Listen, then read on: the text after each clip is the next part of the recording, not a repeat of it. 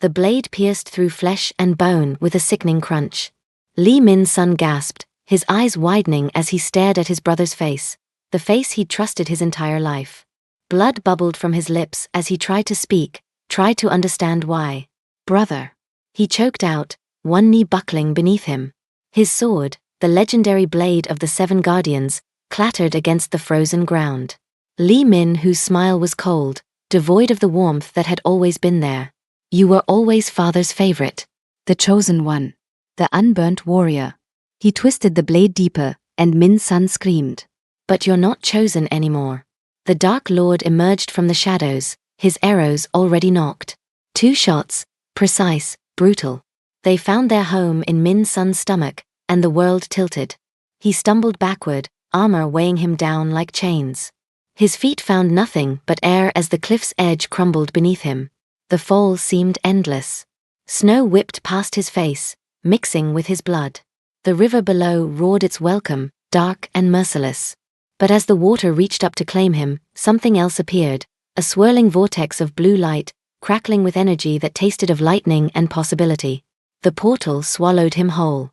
Halfway across the world and an entire dimension away, Alison Macaulay hummed along to Whisket as she locked up Sweet Lagos in Seoul, her little pastry shop that had become a beacon for the Nigerian community in this Korean city.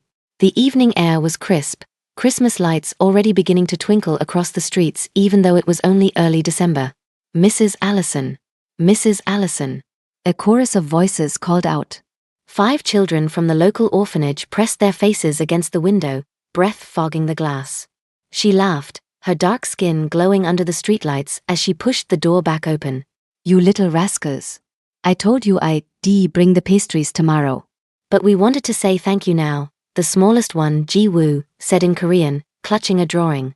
It was a picture of Allison with angel wings. "You our Christmas angel." Something tightened in Allison's chest. She'd been their age once, alone in an orphanage in Lagos after her parents died in that mysterious car crash. No one had brought her pastries. No one had made her feel seen. She crouched down, accepting the drawing with trembling hands. "You are all my angels. Every single one of you." She pulled them into a group hug, feeling their small arms wrap around her. This was why she did it. This was why every spare one went to these children. After they left, escorted by their caretaker, Allison loaded the last of the donation boxes into her car. Her old Honda coughed to life, and she headed home to her tiny apartment in Gangnam, where Coco, her golden retriever mix, would be waiting. The apartment complex was quiet when she arrived. Too quiet. Allison frowned as she parked, noticing a strange blue glow flickering near her balcony on the ground floor. Had someone set up Christmas lights early? She grabbed her purse and stepped out, heels clicking against the pavement. The glow was fading now, replaced by something that made her heart stop.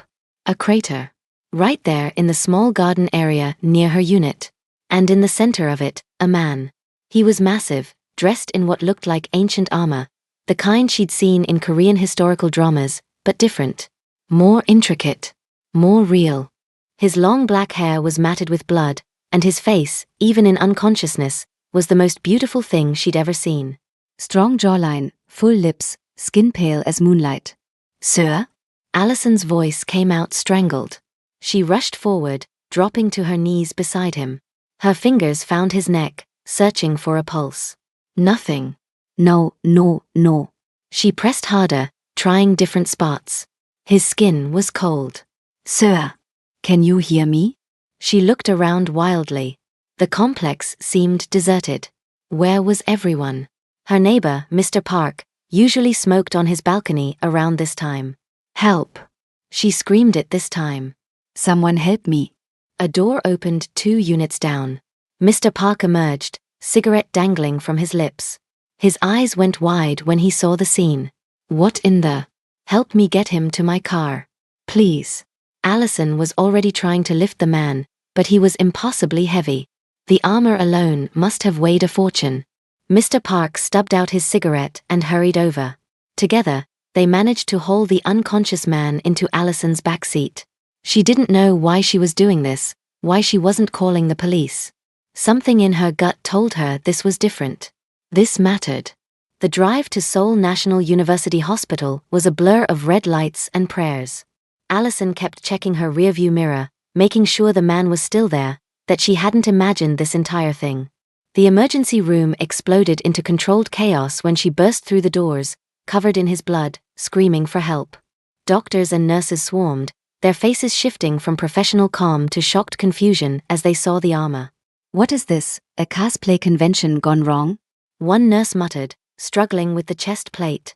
"Just help him," Allison shouted. "He's not breathing." They got him on a gurney, cutting away the armor with tools that sparked against the ancient metal. The EKG machine screamed flatline. A doctor called for the defibrillator. Clear. The man's body arched off the table. Nothing. Again. Clear. Allison watched through the window, hands pressed against the glass, as they fought for a stranger's life. She should leave. She didn't know this man. He could be dangerous. But her feet wouldn't move. On the third shock, the monitor beeped. Once. Twice. A rhythm established itself, weak, but there. "We've got him," the doctor said, wiping sweat from his forehead. "Get him to surgery. Those arrow wounds need immediate attention." Hours passed in the waiting room. Allison called her shop manager, told her she wouldn't be in tomorrow. She called Mrs. Kim next door, asked her to feed Coco. She didn't know why she was doing any of this. The rational part of her brain was screaming to go home, to forget this ever happened. But she stayed. When the doctor finally emerged, the sun was beginning to rise. "He's stable. We removed 2 arrows and repaired internal damage." The blade wound to his chest somehow missed his heart by millimeters. "It's a miracle he's alive." The doctor paused. "But there's something strange. He has scarring patterns that suggest previous severe trauma. Burns that should have killed him. And his muscle density is unusual." "Can I see him?" Allison asked. The doctor hesitated. "Are you family?" "Yes," Allison lied without thinking. "He's my cousin. From up north." She didn't know why the lie came so easily. Maybe because the truth, that she'd found him in a crater glowing with blue light, would get her committed. They let her in. The man lay in the ICU bed, tubes and wires connecting him to machines that beeped steadily. Without the armor, she could see his face properly. He looked young, maybe her age, 26, 27. But his face held an ancient quality, like he'd seen things no one should see. Allison pulled up a chair. "I don't know who you are," she whispered, taking his hand. It was large, calloused, a warrior's hand. "But you're safe now. I promise." She meant to stay for a few minutes. She stayed for hours. Days. Weeks. The doctors couldn't identify him. No fingerprints in the system, no dental records, no missing persons report that matched. It was as if he'd appeared from nowhere. They listed him as John Doe, and Allison became his only visitor. She brought flowers every morning before work, white chrysanthemums because they reminded her of peace.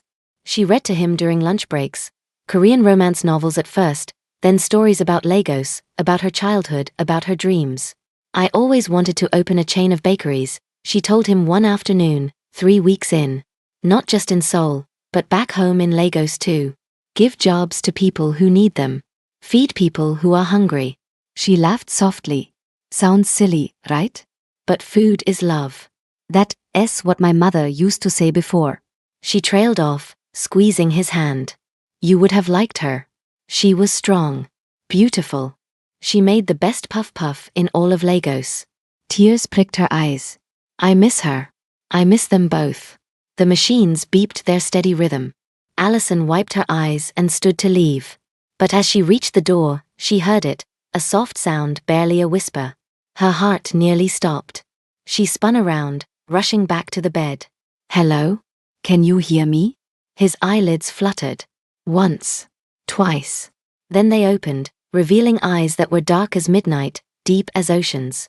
They focused on her face with an intensity that made her breath catch. "Where?" His voice was rough, unused. He tried to sit up, but the movement made him grimace. His hands went to his chest, feeling for wounds that were bandaged. Confusion clouded his beautiful features. Hey, it's okay." Allison gently pressed him back down. "You're in a hospital. You're safe." You were hurt very badly. He stared at her like she was speaking a foreign language. Then he spoke again, this time in Korean, but the accent was strange, archaic. What manner of place is this? These lights. He looked at the fluorescent bulbs overhead with something like fear. Magic? No, not magic. Just electricity.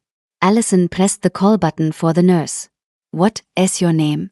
Can you tell me your name? He opened his mouth, then closed it. His brow furrowed deeply.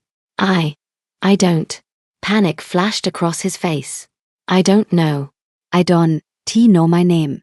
The doctor rushed in, accompanied by 2 nurses. They performed tests, shined lights in his eyes, asked questions he couldn't answer. Finally, the doctor turned to Allison with a grave expression. Severe traumatic amnesia. Given the nature of his injuries and the head trauma we found, it's not surprising. His memories may return with time, or they may not. So he doesn't remember anything? Allison asked, her heart breaking for this stranger who'd literally fallen into her life. Not even his own name, the doctor confirmed. Allison looked at the man in the bed. He was staring at his hands like they belonged to someone else, turning them over and over. When he looked up at her, there was such lost vulnerability in his eyes that she made a decision. It's okay, she said softly, moving back to his bedside. We'll figure it out together. I'm Allison. I am the one who found you. He studied her face intently. Allison, he repeated, testing the name. Then, surprising her, he switched to English. You saved me? Your English is good, she said, switching to her native language with relief. Is it? He looked confused. I don't know why I know this tongue. There's a lot you don't know right now. But that's okay. She squeezed his hand. Until you remember your name, can I call you something? Just temporarily? He nodded slowly. She thought for a moment, remembering the armor, the ancient style of his clothes. How about Min? It means clever in Korean. Something flickered in his eyes. Recognition? Pain? It was gone before she could identify it. Min, he said quietly. Yes. That will do. The hospital kept him for another week. During that time, Allison visited 3 times a day. She watched as the doctors taught him to walk again, his muscles having atrophied from 4 weeks in a coma. But his strength returned with alarming speed. Within 3 days, he was walking unassisted. Within 5, he was doing physical therapy exercises that made the nurses whisper among themselves. I've never seen recovery like this, one doctor told Allison. It is almost superhuman. But it was the small things that fascinated Allison. The way Min flinched at bright lights. How he refused to eat with the metal utensils, saying they felt wrong. The way he held himself with perfect posture, like a soldier always on guard. How he watched everyone who entered his room with suspicious eyes. Everyone except her. With her, he softened. When she read to him, he closed his eyes and listened like her voice was the only thing keeping him tethered to this world. When she brought him pastries from her shop, he ate them slowly, savoring each bite like it was his first meal after starvation. This is extraordinary, he said one evening, crumbs of her famous chin-chin on his lips. You made this? With my own hands, Allison confirmed, pleased by his reaction. You have a gift. He looked at her seriously. Food should not taste like this. Like happiness has a flavor. She laughed, but heat crept up her neck. That's the sweetest thing anyone's ever said about my baking. When the hospital finally discharged him with nowhere to go and no identity, Allison did something crazy. She took him home. This is insane, her friend Jennifer said over the phone as Allison drove Min to her apartment. You don't know this man. He could be dangerous. He's not dangerous, Allison insisted, glancing at Min in the passenger seat. He was staring out the window at Seoul's skyline with wonder and something like fear. He's lost. Girl, you always do this. You collect strays. Remember that 3-legged cat? The injured pigeon? Now you bringing home a whole man? A fine man, I'll give you that. But still. What if he's a criminal? What if? He's not a criminal. He's just. He needs help. And I can help him. Min didn't complain when she set him up on her couch with blankets and pillows. He sat on the edge of it like he'd never seen furniture before, running his hands over the fabric. What is this material? he asked. So soft. It's just cotton, Allison said, amused. She showed him how to work the TV remote, but the moving pictures made him stand up abruptly, backing away. This is witchcraft, he muttered. Technology, she corrected gently. It's all technology, Minuten not magic. He didn't look convinced. The days that followed fell into a beautiful routine. Allison would wake early, make breakfast for both of them, usually a mix of Korean and Nigerian food that Min devoured with enthusiasm. She'd go to work at the shop, and Min would stay in the apartment, slowly exploring her small world. She taught him how to use the coffee maker, though he insisted on calling coffee Fleming tea no matter how many times she corrected him. Why do you heat the water with trapped lightning? He asked one morning, staring at the electric kettle with deep suspicion. It's not lightning. It's electricity. Lightning, he insisted stubbornly. She laughed, and the sound made him smile. A real smile that transformed his serious face into something breathtaking. She taught him how to navigate her smartphone, though he held it like it might explode. The first time it rang, he threw it across the room. The first time he saw his own face on the front camera, he stared for 10 minutes straight, touching his features like he was meeting himself for the first time. I look ordinary, he said, disappointed. You look handsome, Allison corrected, then blushed furiously when he turned that intense gaze on her. Do I? She busied herself with dishes. Very. You are beautiful, he said simply. Your skin is like the earth after rain. Rich and dark and alive. Her hands stilled in the soapy water. No one had ever described her like that. Minuten. Is it wrong to say? He asked, concerned. The words feel true. It's not wrong, she managed. It's very right. The tension between them grew with each passing day. It was there when he helped her bake, his large hands gentle as she taught him to knead dough. It was there when they sat on the couch watching Korean dramas, their bodies slowly migrating closer until they were pressed against each other. It was there when she caught him watching her with an expression she couldn't quite name, hunger mixed with something deeper, more profound. 2 weeks after he'd come home with her, Allison decided it was time to reintroduce him to the world. We're going out, she announced one Saturday morning. Min looked alarmed. Out? Where? The mall. You need clothes that actually fit. Everything he wore was borrowed from Mr. Park, and the man was significantly smaller than Min. And you need to see that the modern world isn't that scary. The mall was overwhelming at first. Min stopped at the entrance, his breathing quickening as he took in the crowds, the noise, the sheer sensory overload. His hand found hers instinctively. Hey, look at me. She waited until his eyes focused on hers. I've got you. We'll go slow. They rode the escalator, and Min's grip on her hand tightened. The stairs move. Why do the stairs move? To make life easier. Life should not be easy, he muttered. Easy makes you weak. But despite his protests, she coaxed him through store after store. Watching him try on modern clothes was an experience. He emerged from the dressing room in a simple black turtleneck and dark jeans, and Allison forgot how to breathe. He looked devastating. The turtleneck hugged his muscular frame perfectly, and the jeans made his long legs look endless. Several women walking by stopped to stare, whispering to each other. Why are they looking? Min asked, oblivious to the attention. Because you're beautiful, Allison said before she could stop herself. His head tilted. You think I am beautiful? I think you're going to cause accidents if we're not careful. They bought 5 outfits, and Min insisted on carrying all the bags even though Allison protested. I'm not weak, he said firmly. Let me be useful. Over the following weeks, they grew impossibly closer. Min helped at the shop, and customers loved him despite his strange way of speaking. Children especially gravitated toward him. He would crouch down to their level, listening to their stories with complete attention, and they would light up under his focus. You're good with them, Allison observed one afternoon as Min handed a little girl a free cookie after she'd had a bad day at school. Children are honest, Min replied. They don't pretend. They feel deeply and love freely. The orphanage visits became a weekly ritual. Every Saturday, they would load up boxes of pastries and head to the children's home where Allison had been volunteering for years. The kids swarmed Min the moment he walked through the door, climbing on him like he was a living jungle gym. Mr. Min. Mr. Min. Carry me. They would shout in Korean. He would laugh and hoist 3 or 4 of them at once, walking around with children hanging off his arms and back. His strength never seemed to diminish, and Allison would watch with her heart full. One Saturday, disaster nearly struck. They were outside in the orphanage's small playground when a large wooden beam, part of an old structure being demolished next door, came loose. It fell directly toward where little Ji-woo was playing in the sandbox. Everything happened in slow motion. Allison screamed. The other adults started running. But Min was faster. He moved like liquid lightning, covering the distance in 3 long strides.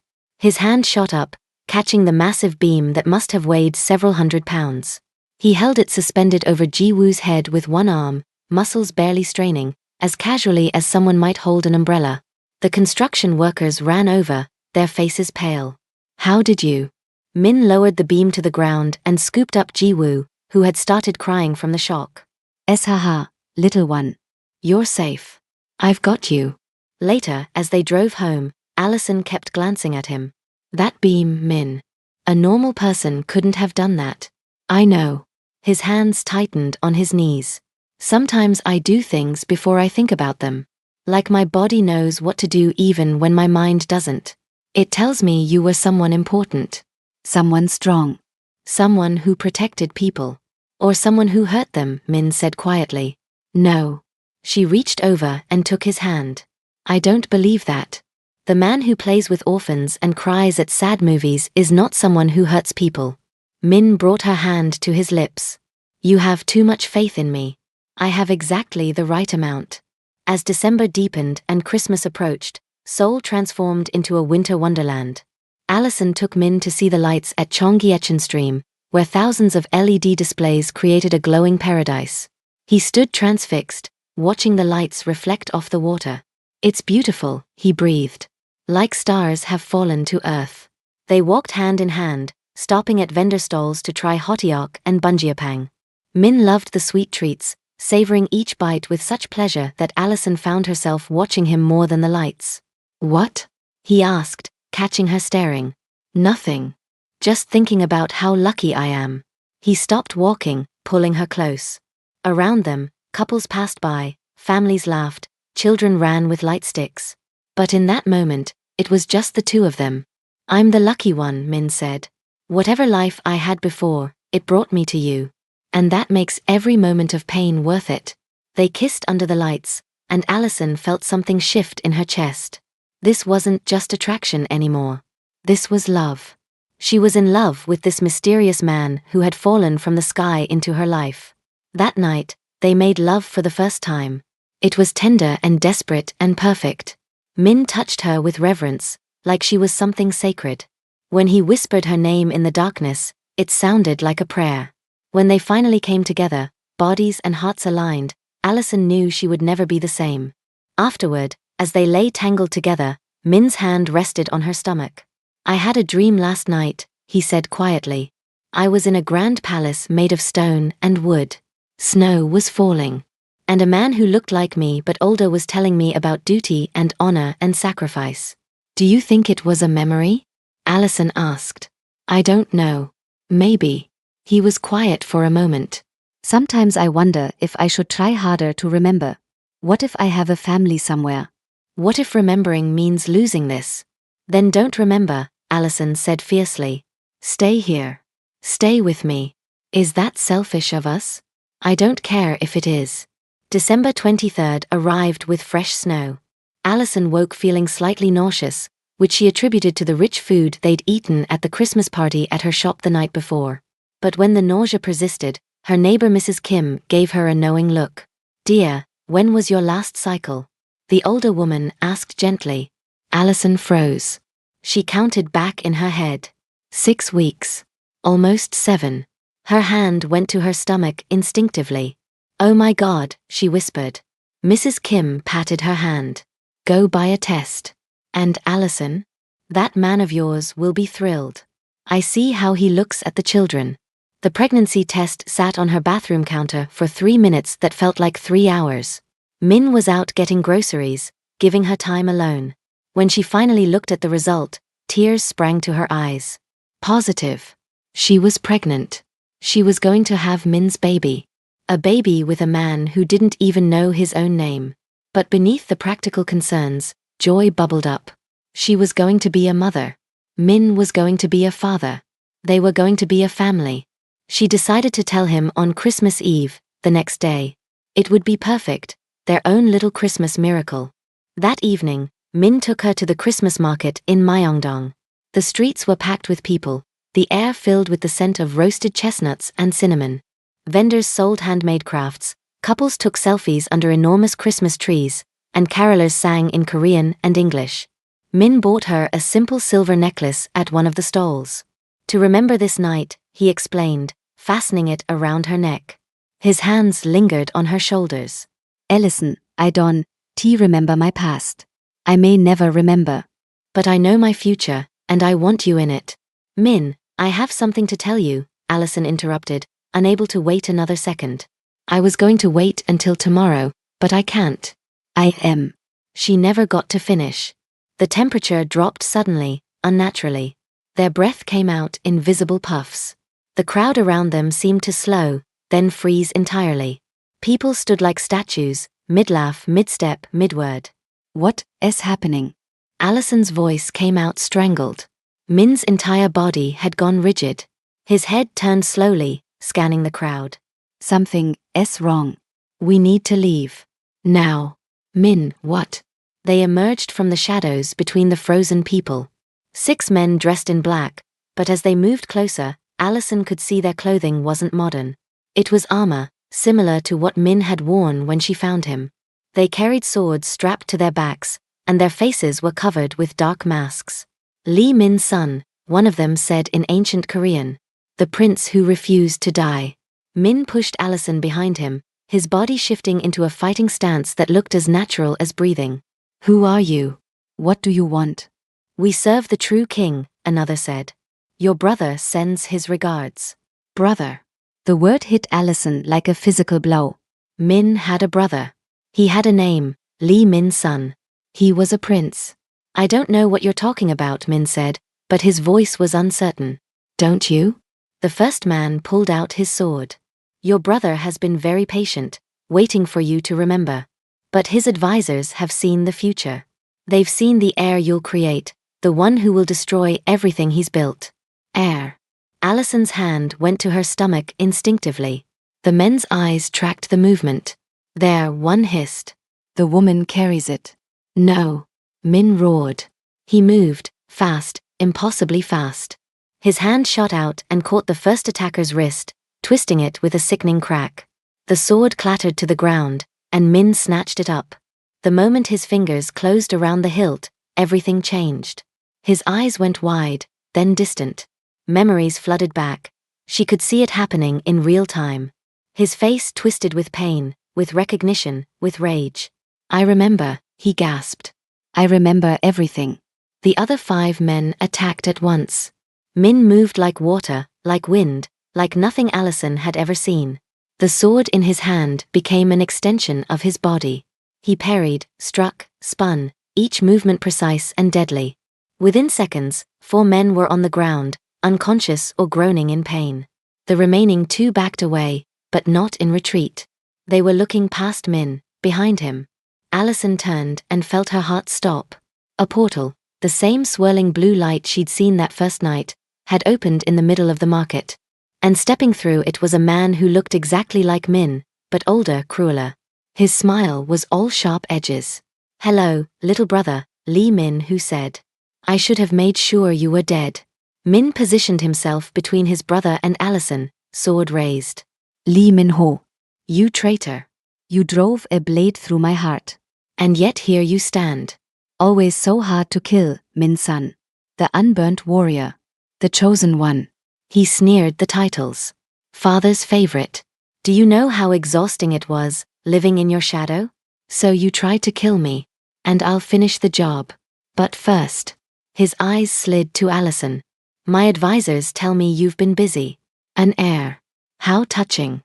Min's knuckles went white on the sword hilt. You will not touch her. I don't need to. You'll come with me willingly. Because if you don't, I'll kill her right here, right now. And your unborn child with her. Allison's breath caught. He knew. They knew about the baby. Min's shoulders sagged. The fight went out of him. Please. Take me. Do whatever you want to me. Just leave her and the baby alone. They have nothing to do with our war. Min, no. Allison grabbed his arm. Don't do this. He turned to her, and the anguish in his eyes broke her heart. I just found out I'm going to be a father. I will not let him hurt you or our child. Your word, Min said to his brother. Give me your word you'll leave them alone, and I'll return without a fight. Lee Min-hoo smiled. You have my word. Your woman and child will not be harmed. No. Allison was crying now, clutching at him. Min, please. Don't leave me. Don't leave us. He cupped her face in his hands, memorizing every detail. I love you. I should have said it before, but I'm saying it now. I love you more than I knew it was possible to love anyone. He kissed her desperately. Remember that. No matter what happens, remember that I love you. I love you too, she sobbed. Please don't go. But he was already pulling away. He dropped the sword and walked toward his brother, hands raised. Lee Min, whose men grabbed him, chaining his wrists with shackles that glowed with an eerie blue light. They dragged Min toward the portal. Allison tried to run after them, but one of the men grabbed her arm. Min roared, struggling against his chains, but they held firm. Let her go. He shouted. You have me. Lee Min, who nodded, and the man released Allison. She fell to her knees as they pulled Min through the portal. The last thing she saw was his face, twisted with anguish, mouthing I'm sorry. Then the portal closed. The market unfroze. People continued their conversations, completely unaware that anything had happened. Allison knelt on the cold ground, tears streaming down her face, one hand pressed to her stomach where Min's child was growing. He was gone. She stayed there until someone called the police, concerned about the young woman crying in the middle of the market. They took her to the station, asked questions she couldn't answer. Eventually, they let her go. Mrs. Kim picked her up, drove her home, helped her into bed. Allison curled into a ball, clutching Min's pillow, breathing in his scent. He's gone, she whispered to the empty apartment. To Coco, who whined and pressed against her legs. To the baby growing inside her. He's gone. She didn't know that at that very moment, in a cold stone cell in ancient Korea, Min was being chained to a wall. She didn't know that his brother was smiling as he delivered the news that would shatter Min's world. I lied, little brother, Lee Min-ho said. Did you really think I'd keep my word? My men are returning for her tonight. Min threw himself against the chains, roaring his fury.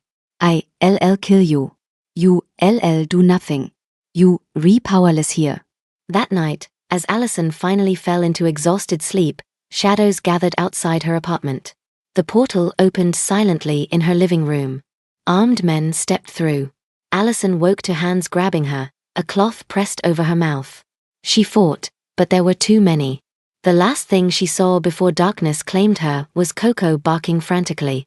When she woke, everything was wrong. She was in a cell made of stone. Torches flickered on walls. This was ancient Korea. Allison. Her head snapped up. Across a narrow corridor, in another cell, Min was pressed against his own bars, chains around his wrists. His face was bruised, evidence of a beating. Min. She crawled to her own bars, reaching through them toward him. Their fingertips were inches apart, unable to touch. Where are we? She asked. Ancient Korea. My world. His voice cracked. He lied. I'm so sorry. The baby is fine. He won't hurt you while you carry my child. That's the only reason you're still alive.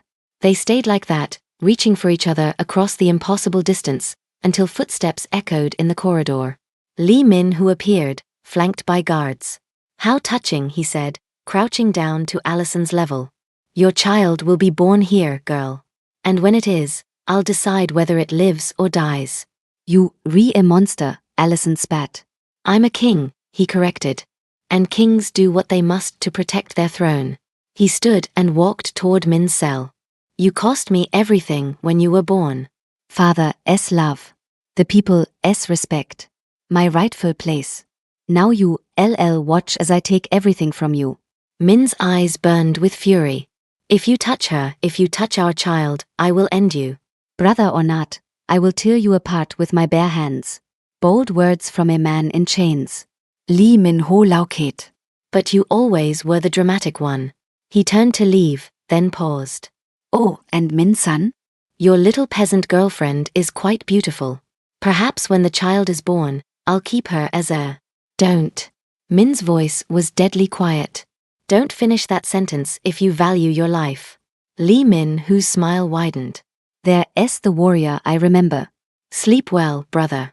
Tomorrow, your real torture begins. After he left, silence fell over the dungeon. Allison pressed her face against the bars, trying to get as close to Min as possible. Their hands stretched toward each other, fingertips almost touching but not quite. I am scared, Allison whispered. So am I, Min admitted. But listen to me, Allison. Listen carefully. We are going to survive this. Both of us. And our child. His voice grew stronger, more determined. I am Lee Min's son, prince of this kingdom, wielder of the Blade of Seven, the unburnt warrior. And you are Allison Macaulay, the woman who brought me back from death itself. Together, we are stronger than any tyrant. How? Allison asked, tears streaming down her face. We're locked in cells. You're chained. He has an army. I know, Min said. But there's something my brother doesn't know. Something even I didn't fully understand until this moment. As he spoke, his eyes began to glow, a faint golden light that seemed to come from within. Allison gasped. What is happening to you? The prophecy, Min said, his voice filled with wonder. My father told me once that the chosen one would know his true power only when he had something worth fighting for. Someone worth dying for. His eyes met hers, blazing with golden fire. That is you, Allison. You and our child. The chains around his wrists began to heat, glowing red, then white. The magic that had bound them started to crack and splinter. Min. Allison's hand went to her stomach, and as it did, she felt warmth spreading through her body. A golden glow began emanating from her abdomen, growing brighter with each second. The air, Min breathed, staring at her in awe. Our child carries the bloodline. The power recognizes itself. Across the corridor, their glows reached toward each other like living things, golden tendrils of light that bridged the gap between their cells. When the lights touched, the entire dungeon shook. Stones cracked. The bars of their cells began to bend. Footsteps pounded down the corridor. Guards were coming, alerted by the tremors. Min. Allison shouted. What do we do? Min pulled against his chains one final time, and with a sound like thunder, they shattered. The golden glow around him intensified, wrapping around his body like armor made of pure light. He grabbed the bars of his cell and tore them apart with his bare hands. The guards burst into the corridor, swords drawn. They stopped dead when they saw Min standing free, his body radiating power, his eyes blazing with golden fire. Stand down, Min commanded, his voice carrying an authority that made even hardened warriors hesitate. Or face the consequences. They charged anyway. They had no choice. Their king had ordered them to guard these prisoners with their lives. What happened next was like watching a god of war in action. Min moved through them like a hurricane, not killing but disabling. Precise strikes that left men unconscious but alive. He was across the corridor in seconds, tearing apart Allison's cell bars as easily as he'd torn his own. Come, he said, extending his hand to her. We're leaving. Allison took his hand, and the moment their skin touched, the power surged between them. She could feel it, the strength, the certainty, the absolute conviction that they would survive this. Can you run? Min asked, his eyes scanning her face with concern. For our baby? I can do anything. They ran. Through stone corridors lit by torches, past more guards who tried and failed to stop them. Min fought with controlled fury, never killing, always protecting Allison with his body. The golden glow stayed with them, a shield against swords and arrows. They burst out into a courtyard covered in snow. The night sky above was filled with stars, and in the distance, Allison could see the outline of ancient Seoul, so different from the modern city she knew. There. Min pointed to a stable. We need horses. But before they could reach it, Lee Min, who appeared, flanked by 24 armed men. His face was twisted with rage. You break free from my chains? You dare defy me in my own palace? Your palace? Min laughed bitterly. This was our father's palace. You stole it with treachery and murder. You have no right to any of this. I have the right of power. Li Min who drew his sword. And I will end you once and for all. No, came a voice from the shadows. An old man emerged, dressed in robes that marked him as a court advisor. You will not. Advisor Kim? Li Min Ho spun around. What is the meaning of this? The meaning, false king, is that prophecy cannot be denied. The old man's eyes were kind as they settled on Min and Allison. The portal opens once per century on Christmas Eve. The true heir was meant to find his match in another world. And their child. He bowed deeply. Their child will bridge two worlds and bring peace to both. Lies. Li Min Ho screamed. Kill them. Kill them all. But none of his men moved. They were staring at Min and Allison, at the golden glow that surrounded them, at the obvious power radiating from the couple. We followed you out of fear, one soldier said, dropping his sword. But we will not kill the true prince and his heir. One by one, the soldiers knelt. Then the servants. Then members of the court who had emerged to see the commotion. They all knelt before Min and Allison. Li Min who stood alone, his face purple with fury. Traitors. All of you. No, brother, Min said quietly. They're finally seeing the truth. You can rule through fear, but you can never rule through love. And that's what makes a true king. He turned to Allison, cupping her face gently. I know what I have to do now. I have to stay. I have to reclaim my throne, restore peace to this kingdom. But I won't ask you to stay with me. This isn't your world. I can open the portal, send you home. No, Allison said firmly. Where you go, I go. Where you stay, I stay. This baby is half yours, half mine. Half this world, half my world. We're a family, Min. And families stay together. Min's eyes filled with tears. Are you sure? You give up everything you know? For you? For us? Yes. She smiled through her own tears. Besides, somebody needs to teach these people how to make proper chin-chin. And I hear this kingdom could use a good baker. Min laughed, the sound filled with joy and relief and love. He pulled her close, kissing her deeply while the court watched and the snow fell gently around them. When they finally pulled apart, Min turned to address his people. My brother will be given a choice, exile or trial. But there will be no executions. We've had enough death in this kingdom. Li Min who was dragged away, still screaming threats and curses. But his words held no power anymore. Advisor Kim approached, bowing again. Your Highness, Christmas Eve is tomorrow. The portal will open at midnight. If you wish to retrieve anything from the other world, now is the time. Min looked at Allison. Do you need anything from Seoul? Coco, Allison said immediately. I need my dog. And maybe some of my baking equipment. Oh, and my photo albums. My parents are in those. I want our child to know where I came from. Then we'll get them, Min promised. All of it.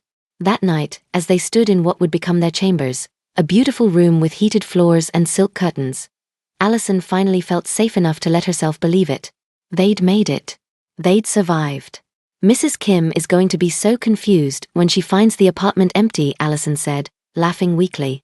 We'll send her a letter through the portal, Min said, wrapping his arms around her from behind, his hands resting on her stomach. Explaining. Well, as much as we can explain. Dear Mrs. Kim, Allison said in a dramatic voice. Sorry for the short notice, but I've moved to ancient Korea to be with my prince boyfriend and have his magical baby. Please feed my dog until we can portal back to get her. Min laughed, the sound rumbling through his chest into her back. Perhaps we'll word it differently. They stood like that for a long moment, looking out the window at the snow-covered kingdom that would be their home. Are you happy? Min asked quietly. I'm terrified, Allison admitted. I'm in a world I don't understand, about to have a baby with magical powers, living in a palace when I'm used to a studio apartment. But yes, I'm happy. Because I am with you. I love you, Allison Macaulay. My Christmas miracle. My everything. I love you too, Li Min-sun. My warrior. My king. My home. They kissed as snow continued to fall outside, as their child grew inside Allison, as their future stretched out before them, uncertain but bright, challenging but beautiful, impossible but real. The portal had opened once per century. But it had opened at exactly the right moment to bring two lost souls together. To create a love that spanned dimensions. To forge a family that would change two worlds forever. And as they held each other in the warmth of their new home, both knew that this was only the beginning of their story. If you loved this story of Allison and Min's incredible journey from modern Seoul to ancient Korea, make sure to like this video, subscribe to our channel for part 2 where we'll see how Allison adjusts to palace life, what happens when their magical baby is born, and whether Lee Min who will ever stop causing trouble. Comment below telling us what you think their baby's powers will be, and don't forget to hit that notification bell so you never miss the next chapter of this epic Afro-Korean romance. Until next time, keep believing in love that transcends time and space.